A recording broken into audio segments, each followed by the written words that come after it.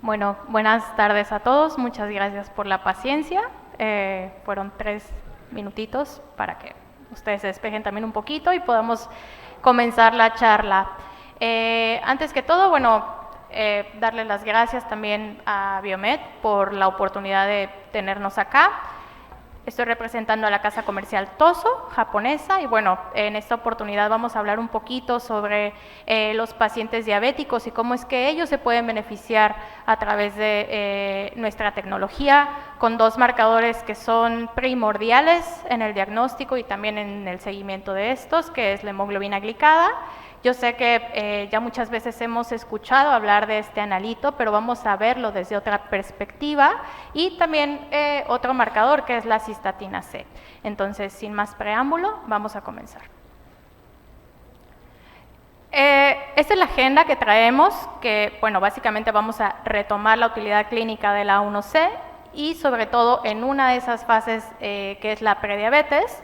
Vamos a ver qué métodos son los que se utilizan para esta determinación y por qué el HPLC es la tecnología que nos permite visualizar realmente qué está pasando con ese paciente y su calidad.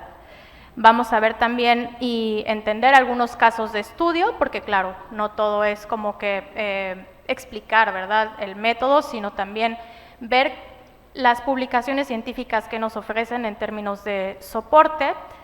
Algunos casos también compartirles de Latinoamérica para que ustedes conozcan que pues esto no es nada más de nuevo como que pasa en los Estados Unidos o como que pasa en Europa. Vamos a ver inmunoensayos y la cistatina C como marcador renal. También vamos a ver qué diferencias hay entre la cistatina C con los marcadores que actualmente existen disponibles en el laboratorio clínico.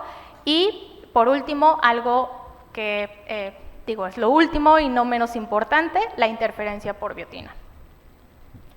Bien, empezamos con la utilidad clínica de la A1C y sobre todo en prediabetes.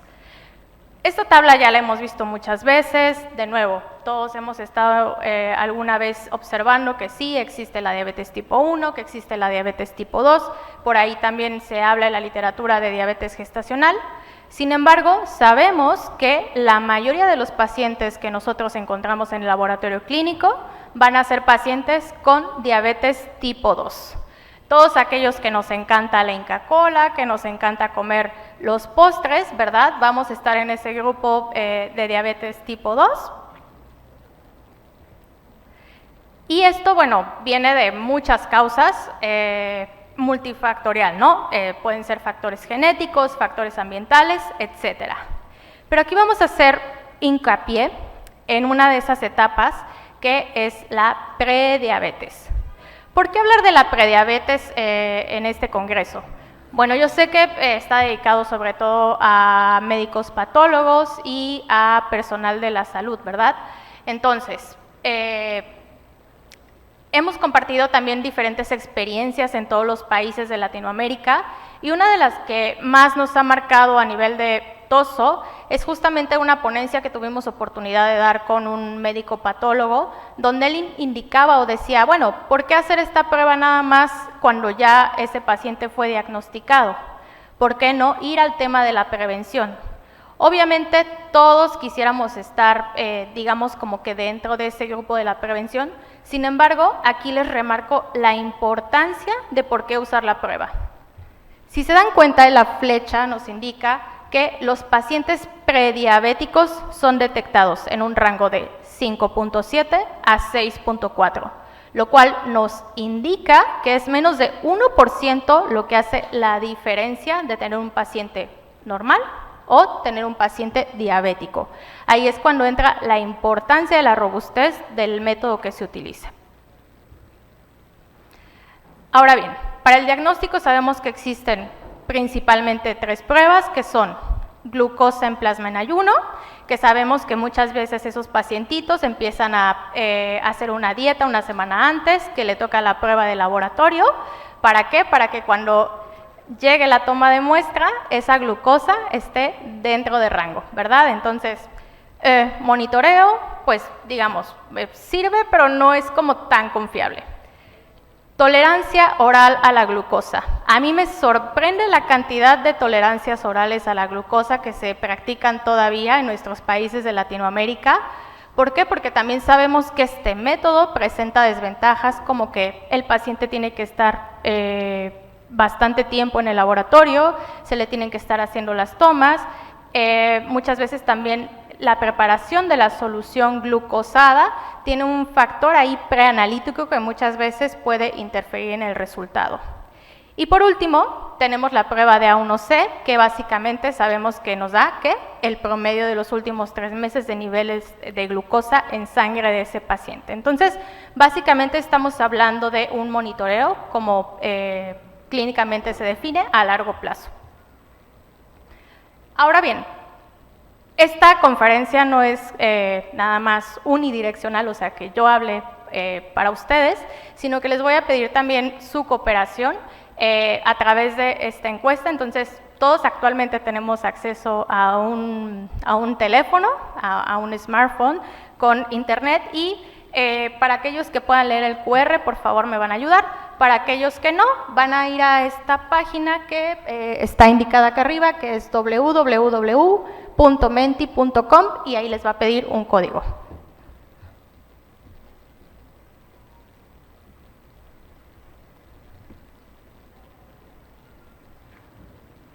Bueno, vamos a dar unos segunditos en lo que acceden.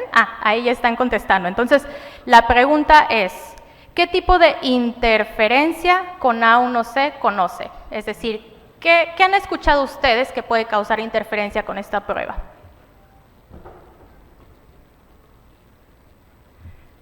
Bueno, gracias a las 13 personas, ya 14 que han contestado. Vamos a dar unos segunditos más.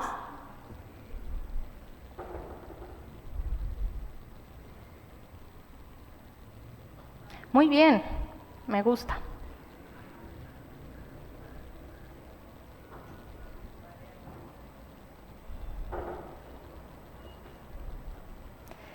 Ok, las opciones son variantes de hemoglobina fetal elevada, hemoglobina carbamilada, acetilada, aldehído o todas las anteriores.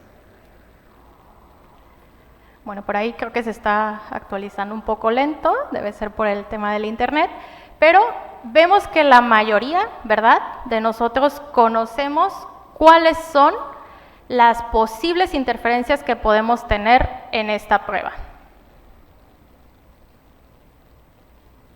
Por ahí creo que siguen votando. Bien. De tal manera que cuando hablamos de una prueba de A1C, inherentemente tenemos que hablar de hemoglobinopatías. ¿Y qué es una hemoglobinopatía? Es cualquier enfermedad hereditaria, o sea, viene en el ADN de ese paciente, que se caracteriza en defectos ya sea cualitativos o cuantitativos en la síntesis de cadenas de globina. ¿Esto qué genera? 2 tipos de condiciones. El primero, que son las variantes de hemoglobina. La forma más sencilla de verlo es a través de este cuadro, donde hay un defecto en esas cadenas beta de la hemoglobina, o en el caso de las talasemias, que son defectos cuantitativos en la síntesis de cadenas. Entonces, actualmente, evidentemente, cuando hablamos de una prueba, de una modificación genética, pues hay muchísimas posibilidades y combinaciones diferentes. Actualmente existen más de 1.500 anormalidades reportadas y lo más importante es que estas se muestran silentes, o sea, no va a haber un signo, un síntoma clínico que nos indique que ese paciente es portador de una hemoglobinopatía. Entonces, de aquí la relevancia del método que se utiliza cuando estamos midiendo hemoglobina glicada. Si bien las variantes no es un tema nuevo, actualmente se sigue realizando investigación. Aquí tenemos el nombre de la doctora Randy Little, la cual es la encargada de los Estados Unidos del programa NGSP, que bueno, ustedes deben estar familiarizados, que es el National Glycohemoglobin Standardization Program. Entonces, hablando solamente de esta prueba, ella sigue haciendo investigación sobre las hemoglobinopatías y su influencia en la A1C. Ahora bien, recordemos nada más que este analito, la hemoglobina glicada, se encuentra en el glóbulo rojo y que mayormente nosotros vamos a tener hemoglobina A en nuestra sangre con un porcentaje aproximado del 95%. Asimismo, vamos a tener hemoglobina fetal, que esta se encuentra en la mayoría de nosotros en un porcentaje de 2%, y finalmente la hemoglobina A2, la cual también se encuentra en un porcentaje pequeño que va entre el 2 y el 3.5%.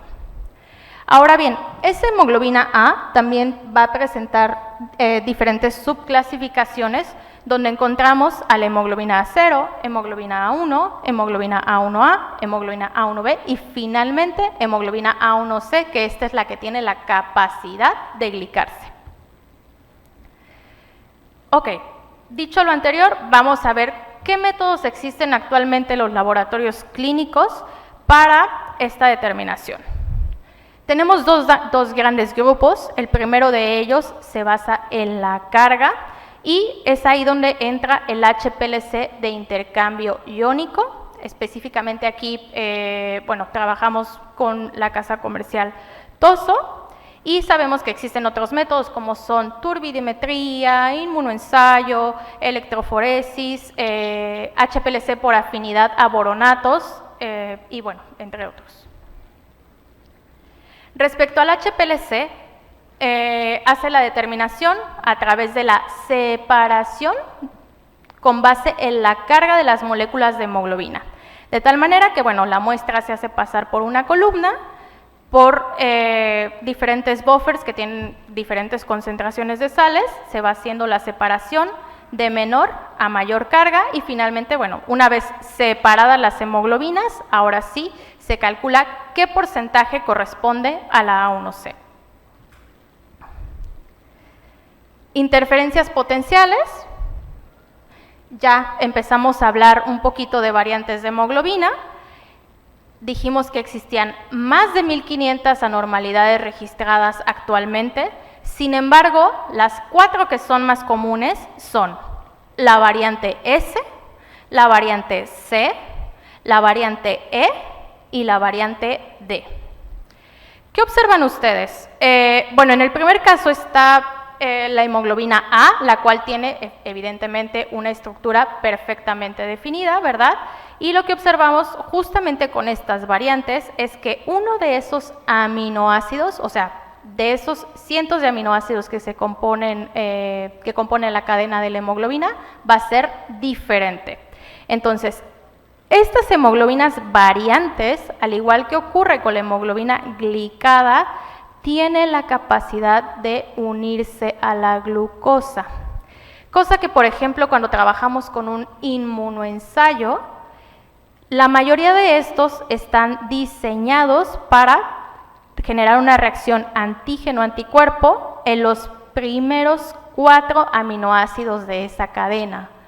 Por lo tanto, ¿qué sucede si este anticuerpo llega y reconoce a esa hemoglobina variante glicada? Vamos a tener ahí una interferencia con nuestra A1C, que es la que me permite darle una herramienta para que el médico pueda tener un diagnóstico y un tratamiento. Y bueno, evidentemente, pues el médico tampoco va a conocer que existe este tipo de interferencia. Ahora bien, si nosotros tuviéramos un microscopio otra vez y observáramos la estructura de esas cadenas de hemoglobina, vamos a observar nuevamente que ahí tenemos la mutación, remarcando otra vez el ejemplo que teníamos con el anticuerpo. Y en el caso del HPLC, lo que les quiero mostrar es justamente esto, que a pesar de que está presente la variante hemoglobina, con el HPLC de TOSO tenemos la capacidad de ¿qué? Identificar, alertar y además graficar cada una de esas variantes de hemoglobina más comunes. En este caso, la variante S, que es una de las que más predomina en toda Latinoamérica. Segundo ejemplo, variante E. Nuevamente, el instrumento identifica, alerta y grafica. Variante C, misma cosa. Y variante D, también. Siguiente versión del instrumento de HPLC de Tozo va a tener un speaker y va a hablar para alertarnos cuando algo esté pasando con ese paciente. De tal manera que, bueno, hablábamos de más de 1500 anormalidades en la hemoglobina y aquí en este cuadro les estoy mostrando otro grupo de variantes que no precisamente corresponden a las más comunes, pero que pueden ocurrir también en nuestros pacientes y que con otras metodologías estas hemoglobinas se pueden ir transparentes y por lo tanto que el médico, bueno, ustedes los patólogos tengan una herramienta, digamos, no tan apropiada para el diagnóstico y tratamiento de esos pacientes. Ahora bien, ya hablamos de variantes de hemoglobina y vamos a entrar a otro tipo de interferencia que es la hemoglobina fetal. Sabemos que nosotros cuando estamos en el vientre materno sintetizamos altos porcentajes de hemoglobina fetal y conforme se acerca la hora del parto y pasan de entre 12 y 15 semanas de haber nacido, esa hemoglobina fetal va a disminuir. Y esos niveles precisamente los veíamos casi al inicio de la presentación, donde se mantienen en menos de 2%. Sin embargo, al igual que sucede con las variantes de hemoglobina, hay pacientes que tienen una mutación en su ADN e incluso en la vida adulta siguen sintetizando altos niveles de hemoglobina fetal. ¿Por qué esto me va a afectar? Bueno, porque en el caso, nuevamente, de una metodología que me da únicamente un número, no vamos a tener la capacidad de ver lo que ocurre como sí pasa con el HPLC. Y quiero que ustedes observen acá el nivel de hemoglobina fetal que nos está mostrando este reporte, 15.5% de hemoglobina fetal. Si nosotros, porque claro, ahora todos tenemos acceso a internet, podemos meternos a Google e ir a la página del NGCP. El NGCP ahí tiene una tablita donde muestra diferentes métodos y cuál es el porcentaje de interferencia que puede tener con la A1C, dependiendo la casa comercial o el método. Entonces, si nosotros vamos a esa tabla, observaremos que métodos enzimáticos, inmunoensayo, boronatos, tienen una baja tolerancia a esta hemoglobina fetal. En el caso del HPLC de Tozo, él cuenta con una tolerancia de hasta el 30%. ¿Qué quiere decir esto? Que si el paciente presenta 8.4% de hemoglobina A1C, lo podemos reportar. Y además, ustedes como médicos van a tener también el adicional de observar que ese pacientito presenta una elevada hemoglobina fetal. ¿Por qué es importante? A través también de toda la experiencia que hemos tenido con nuestros HPLC en toda Latinoamérica, muchos médicos nos han comentado, digamos, como ciertas inconsistencias que han tenido en resultados con otros métodos. Entonces nos dicen, mira, pasa que yo estoy utilizando este método de inmunoensayo o enzimático, lo que sea, y no concuerda con el resto de la clínica del paciente, con el resto de pruebas que yo le mandé a hacer. Entonces, por favor, pon el HPLC para que empecemos a comparar resultados. Resultado, el médico hace la correlación clínica y se da cuenta que el resultado que realmente le está dando el diagnóstico y el tratamiento adecuado es justamente el que obtiene por HPLC. Ok, hablemos entonces ahora de los estudios clínicos. Aquí les estoy mostrando uno que se realizó en Canadá, en el cual lo que vemos se trata de un paciente masculino, adulto, al cual se le realizó la prueba de A1C por diferentes metodologías. Resultado, el inmunoensayo nos arroja 5.9%, hasta ahí podemos pensar que ese paciente probablemente pudiera estar en un cuadro de prediabetes. Segundo inmunoensayo, resultado 5.1. Ese resultado no nos está diciendo otra cosa más que se trata de un paciente normal. Glucosa, 383 miligramos por decilitro. ¿Les dice algo ese resultado? Que está completamente descompensado ese paciente. Entonces, a ese mismo paciente se le procesó la prueba de A1C por HPLC de toso, y lo que se observó precisamente fue la presencia de una variante de hemoglobina, que en este caso, bueno, el equipo lo identifica como hemoglobina C, y además una elevada presencia de hemoglobina fetal. Resultado, evidentemente el equipo aquí, al no tener hemoglobina A ese paciente, no nos puede dar un resultado de A1C. Entonces, es aquí donde vemos realmente la importancia y la utilidad de tener un método como este. Segundo artículo, que también es uno que me gusta mucho, aquí vamos a tener, analizaron una serie de pacientes con diferentes condiciones también, dobles heterocigotos u homocigotos para alguna variante de hemoglobina. Entonces, esto también hicieron como un comparativo de métodos. El método A, que se trataba de HPLC, el método B, que son inmunoensayos, y el método C, que es afinidad a boronatos. Entonces, en el caso del método A, que fue HPLC, se observan resultados muy elevados de A1C, a diferencia de lo que observamos con los inmunoensayos y la afinidad a boronatos. En este caso, el tecnólogo médico firma el resultado, llega a las manos de los patólogos, y entonces el patólogo hace un diagnóstico y un tratamiento que evidentemente va a estar erróneo. ¿Por qué? Porque esos pacientes no contienen hemoglobina A en su sangre, por lo tanto, no hay manera de monitorear a este tipo de pacientes con la hemoglobina A1C.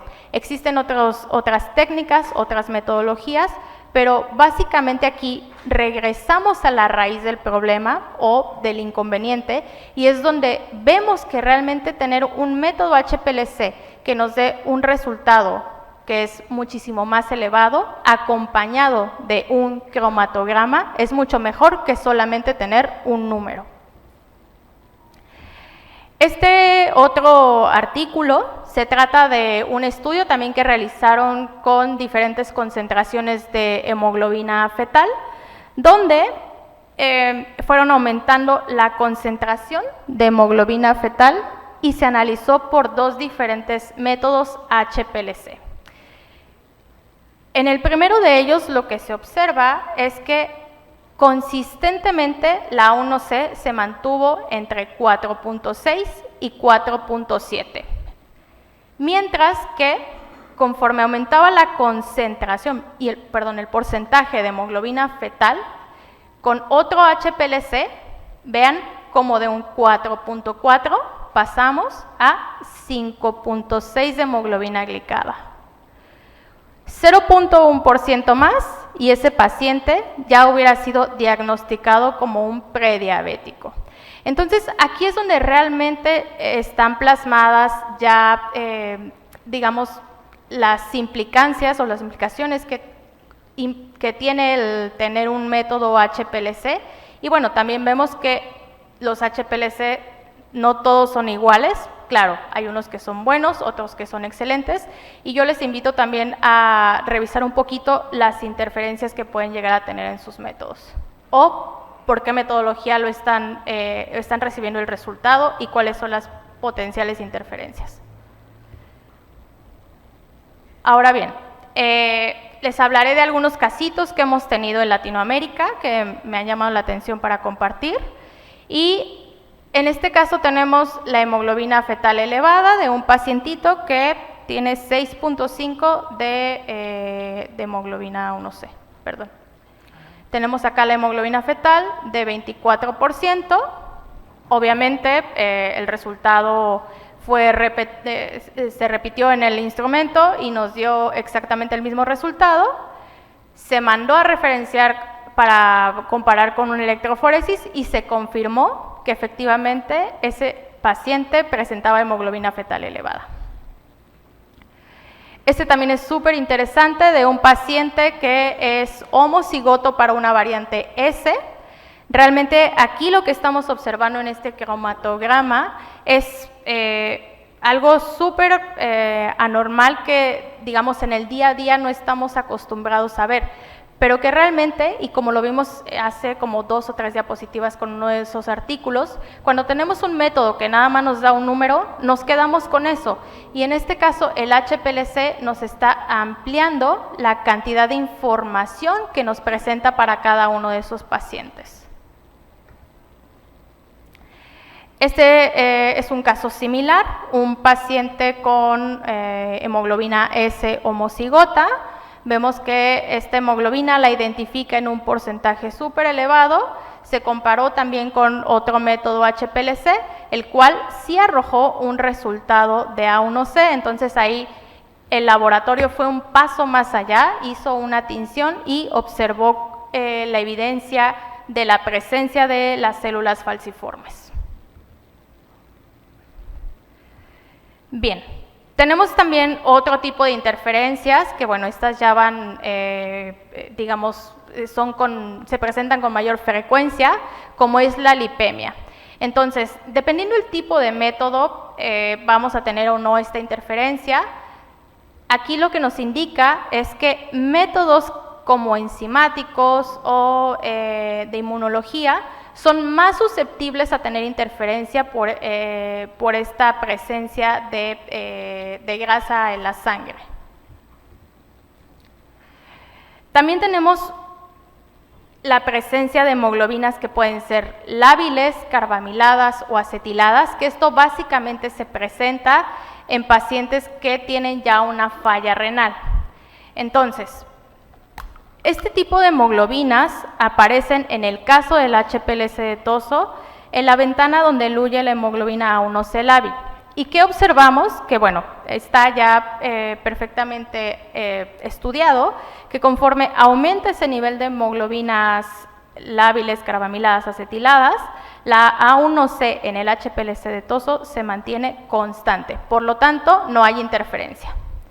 Ahora bien, si nos vamos a un tema también de prevalencia de nuestras poblaciones, en el caso de las variantes de hemoglobina, digamos que un promedio de nuestros países se encuentra entre un 10 y un 12%. En el caso de las hemoglobinas fetales, también, dependiendo de la población, encontramos un 10%, pero por ejemplo hemos tenido poblaciones como Panamá, donde me dicen que ahí la prevalencia va del 20 al 25%. En el caso de los pacientes renales, que es algo que vamos a observar en esta presentación, vemos que 10% aproximadamente de nuestras poblaciones tienen alguna falla renal. Entonces, si nosotros sumamos el 10% de población de variantes de hemoglobina, más el 10% de aquella población que tiene una hemoglobina fetal elevada, más el 10% de los pacientes renales, vamos a ver que nos topamos con un 30% de pacientes que se pueden estar diagnosticando mal a través de un método que solamente me da un número. Ok. Una de las complicaciones que se presentan con mayor frecuencia en este tipo de pacientes es justamente la nefropatía o la falla renal, ¿verdad? Entonces, aquí vamos a entrar a otro tipo de prueba, que era la que les mencionaba, otro marcador, que es justamente la cistatina C.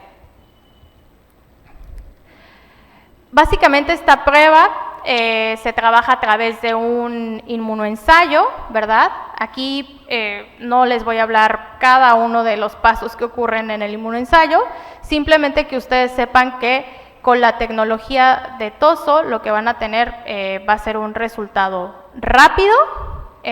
Rápido me refiero a que en 18 minutos tienen un reporte de cistatina C y confiable.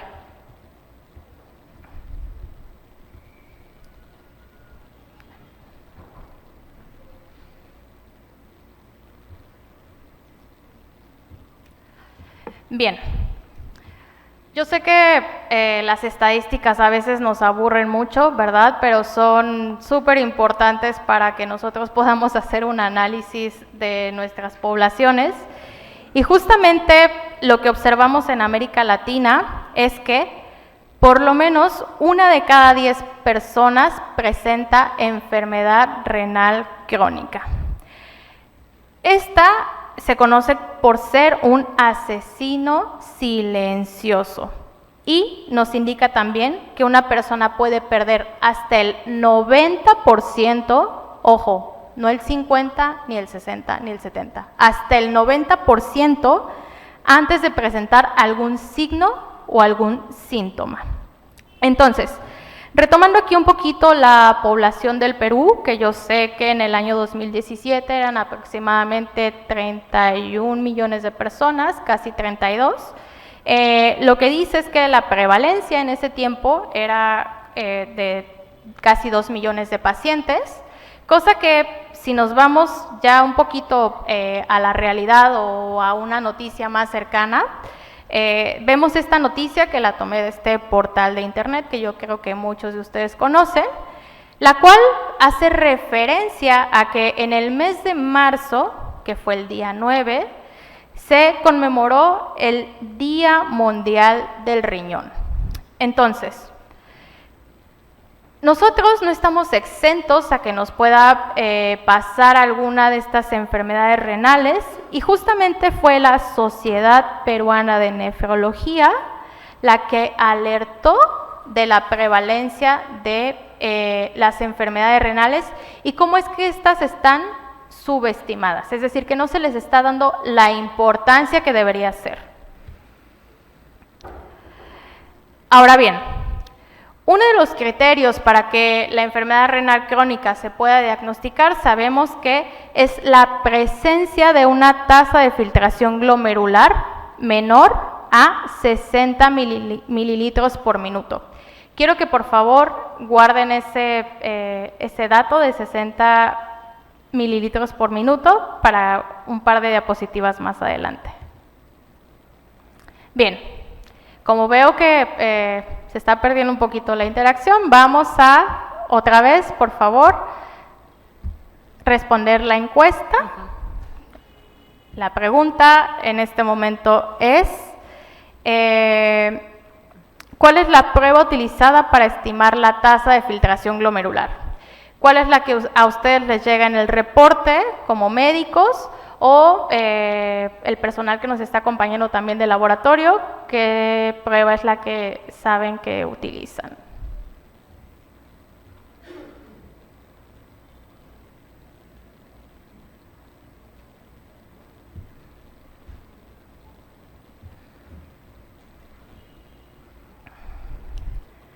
Bien, vamos a esperar unos segundos. Me dice que ya contestaron 35 personas. No, acá la gráfica.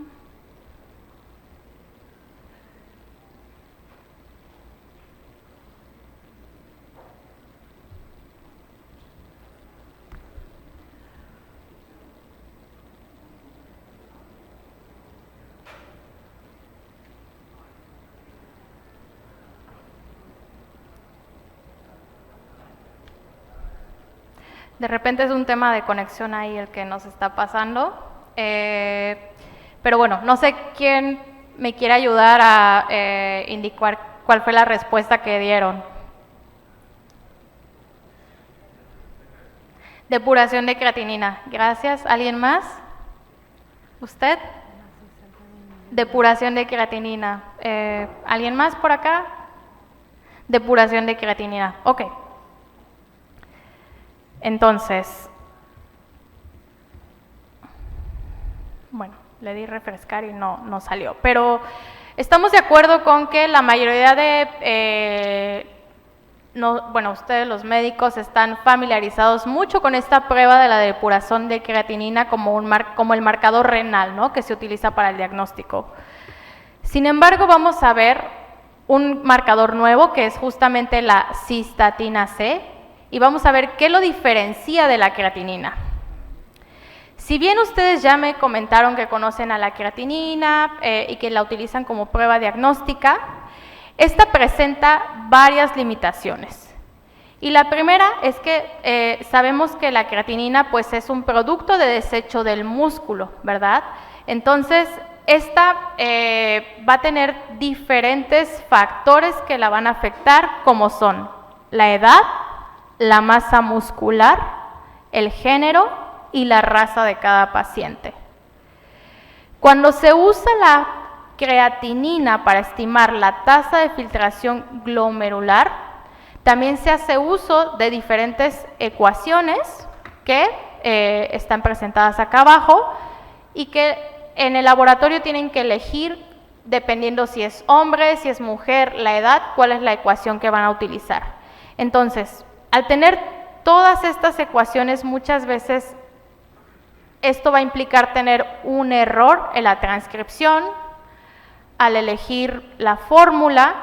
Y también sabemos que la creatinina, muchas veces los pacientes no saben cómo es que tienen que ir recolectando, ¿verdad?, la orina. Muchas veces vacían la botella de la Inca Kola y ahí nos traen la muestra, o se les olvidó hacer una toma y entonces ya tenemos variación de volumen, etcétera. Ok, entonces, como les mencioné, la creatinina va a tener diferentes factores que la afectan, como son la edad, el sexo, la raza, la masa muscular y la dieta. ¿Qué pasa? Que se ha reportado también que en pacientes que han consumido carne un día antes de la prueba, también se les ve afectado el nivel de creatinina. La masa muscular, bueno, por ejemplo, en el caso de pacientes como son los niños, sabemos que ellos constantemente tienen un cambio, ¿verdad?, de la relación peso y masa, lo cual también se va a ver reflejado en estos niveles de creatinina. Entonces, realmente la creatinina nos está dando un buen marcador o está siendo un buen marcador para el diagnóstico o tratamiento de esos pacientes. Nos quedamos ahí un poquito como el Minion sorprendido. Ahora, ¿se acuerdan cuál era la tasa de filtración glomerular que indicaba que un paciente tuviera una enfermedad renal crónica? Que les dije, recuerden este número, ¿sí? 60, muy bien, gracias. 60 mililitros por minuto. Entonces, dicho eso, retomemos que la creatinina se va a ver afectada en sangre hasta que ese paciente presenta una tasa de filtración glomerular de 40 mililitros por minuto. ¿Eso les dice algo?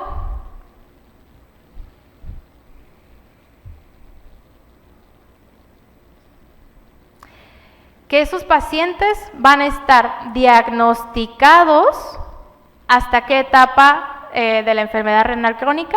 Una etapa 3B, donde ya ese paciente perdió más de la mitad de la función renal. Entonces, dicho lo anterior, la mejor forma de que nosotros podamos visualizar la diferencia de lo que ocurre con la creatinina y la cistatina C, que es el marcador que les estoy mostrando ahora, es justamente con una de nuestras bonitas prácticas de manejo que tenemos en Latinoamérica, ¿verdad? Donde, suponiendo que nosotros vamos por una autopista y queremos cambiar de carril, entonces lo que hacemos es mirar el espejo, el retrovisor, pero sabemos que estos espejos tienen un punto ciego, ¿verdad? Y que muchas veces sin querer cambiamos de carril y entonces ya nos están pitando, ¿verdad? Entonces, suponiendo que queremos hacer el cambio de carril, vamos a ver el espejo que es análogo a la creatinina, cambiamos de carril y chocamos. En el caso de la cistatina C, esta va a ser análoga a este espejo que tenemos acá. Sabemos que muchas veces nosotros cuando aprendemos a manejar, pues hacemos uso de estos pequeños espejitos, ¿verdad? Que nos permiten eliminar justamente esos puntos ciegos. Y ahora sí, este nos va a permitir ver el auto que viene a un lado de nosotros. Esperamos ahora sí, como buen latinoamericano, a que pase el conductor que va al lado de nosotros y cambiamos de carril. Entonces, con este ejemplo tan sencillo es que podemos visualizar la relevancia que tiene la cistatina C. Ahora bien, vimos también que hay diferentes etapas de la función renal que van a estar basados en la tasa de filtración glomerular. Entonces, ya vimos también que la tasa de filtración glomerular va a disminuir conforme aumenta la falla renal. En el caso de la creatinina, observamos también que esta no nos permite ver una falla hasta que ya el pacientito se encuentra en la etapa 3B. En el caso de la cistatina C, vamos a ver que justamente esta, con un pequeño cambio en el valor que nos reporten, nosotros vamos a poder detectar a esos pacientes desde que ocurre la primera etapa. Bien, entonces, ¿qué es esta famosa cistatina C? Bueno, se trata simplemente de una proteína pequeña que se produce en todas las células nucleadas. Por lo tanto, su producción va a ser constante. Y eso que implica que no tenga afectaciones en la edad, en la masa muscular, ni en el género, ni en la raza.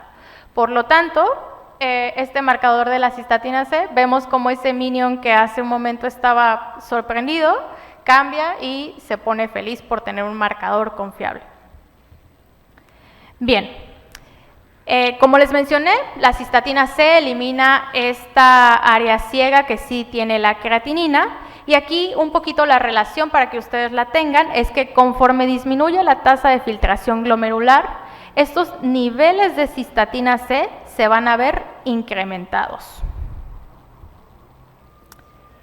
De nuevo, no todo es lo que diga la presentación o lo que venga yo como Jessica, representante de una casa comercial, sino la evidencia clínica que tenemos disponible.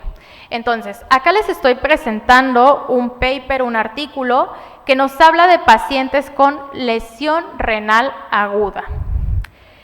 Todos estos pacientes fueron testeados con las dos pruebas, creatinina y cistatina C.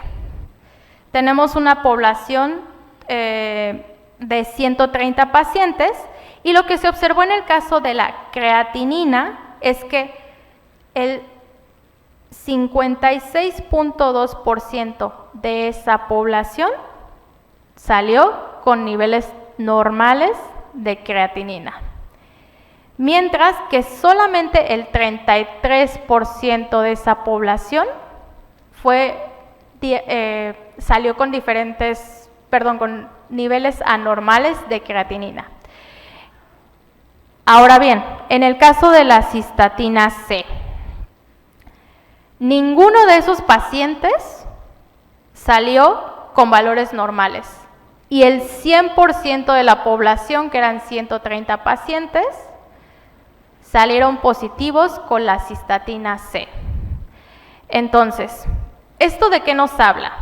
Si ustedes se dan cuenta, más del 50% de la población con la creatinina se fue transparente, se fue se pudo haber ido sin un diagnóstico, ¿verdad?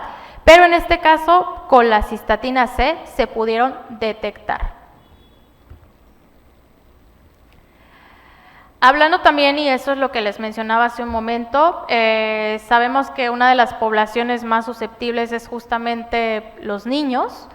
Entonces, en el caso de la creatinina, lo que se observa, y lo que les mencionaba también, es que ellos constantemente tienen un cambio en la masa, en el peso, y esto obviamente se va a ver reflejado en los niveles de creatinina.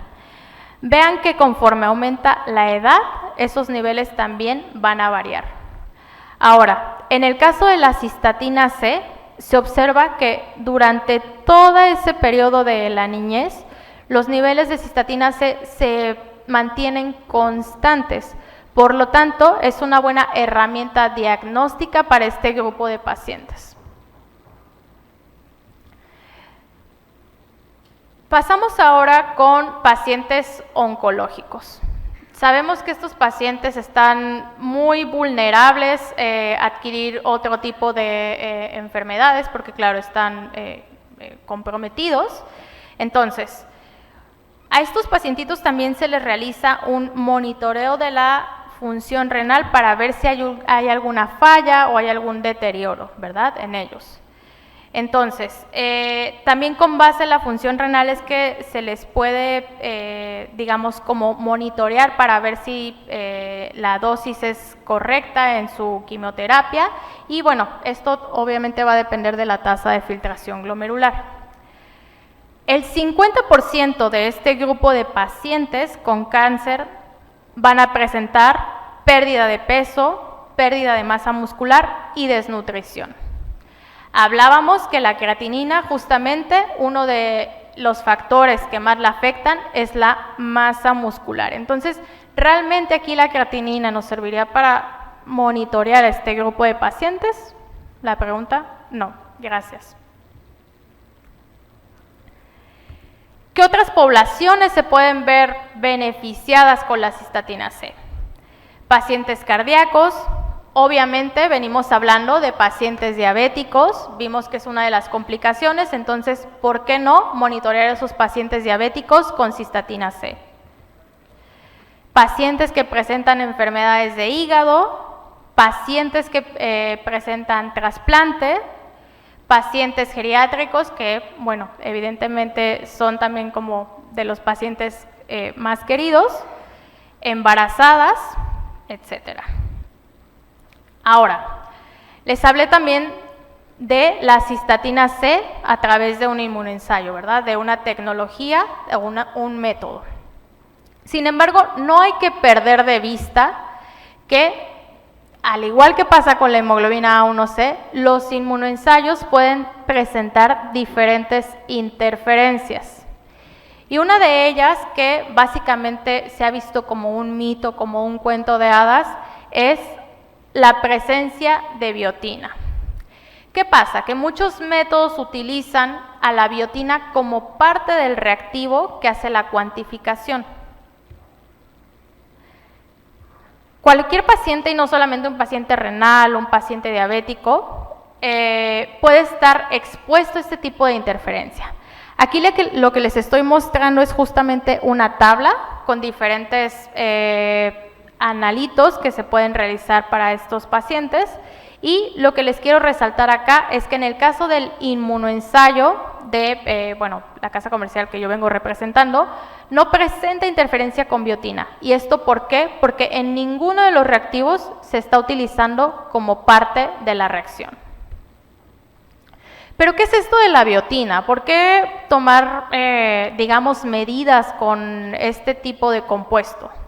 Bueno, actualmente la biotina se utiliza muchísimo en shampoo, suplementos alimenticios, multivitamínicos, porque supuestamente nos va a ayudar mucho a la salud de la piel, de las uñas, del cabello, ¿verdad? Entonces, lo tenemos disponible en las farmacias y ahora hasta en Amazon, o sea, que nos llega a la puerta de nuestra casa. Con todo esto del COVID también, uno iba a la farmacia, nos daban el medicamento, sí, pero ya casi nos estaban poniendo ahí en la misma bolsa el multivitamínico. Entonces, cada vez estamos más expuestos a esta biotina y lo interesante acá es que o sea, el suplemento alimenticio no nos da únicamente la dosis que necesitamos, sino que nos las están dando en exceso, de tal manera que ese exceso de biotina en la sangre de los pacientes es lo que genera la interferencia. Este es el mecanismo básicamente de acción, donde les mencionaba que hay inmunoensayos que utilizan a esta biotina como parte de la reacción, y lo que se observa es justamente que la biotina en exceso que estamos tomando en el multivitamínico puede ocupar sitios de esa reacción y por lo tanto no permitir, en este caso podemos poner de ejemplo una TSH, que es de lo más común que se realiza, que haya pérdida de esa TSH y entonces obviamente vamos a tener un resultado erróneo. Dejarles nada más un poquito el conocimiento a ustedes de que TOSO en cualquiera de los ensayos que ustedes o resultados que obtengan a través de nuestra plataforma van a estar libres de interferencia por biotina. La biotina es un mito. A mí, de verdad, vuelvo y repito, me gusta básicamente ir a la literatura y ver todo lo que está publicado y las actualizaciones, ¿verdad?, que tenemos en el día a día. Entonces, aquí simplemente les estoy poniendo algunos artículos, algunos papers de los estudios que se han hecho sobre la interferencia por este compuesto. 100% real.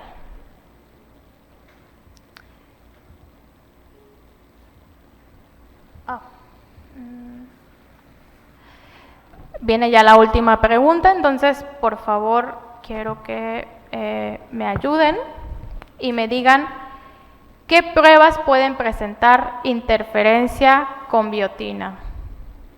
Tenemos como opciones marcadores renales, marcadores tumorales o cualquiera cuyo reactivo presente biotina. Bien, ahí ya están contestando.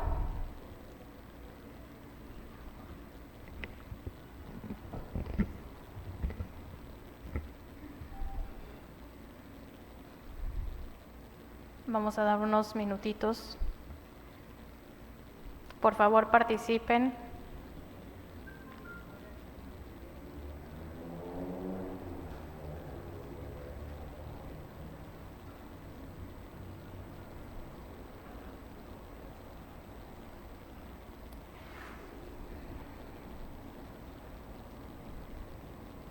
Ok, bueno, me encanta porque creo que quedó claro que cualquier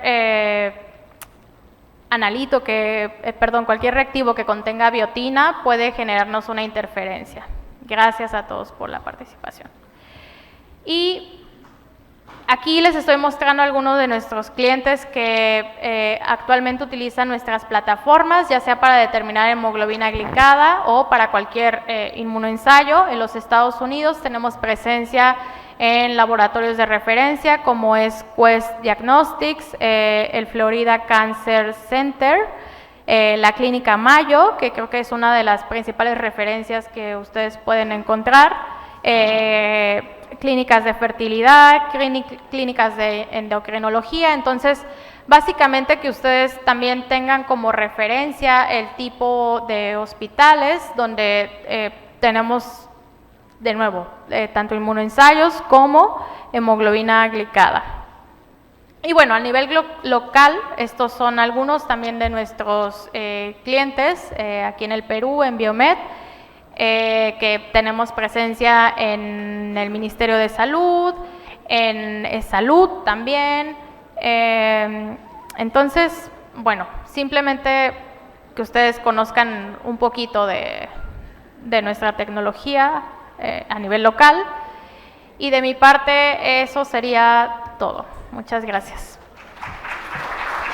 Bien, muchas gracias, doctora Jessica.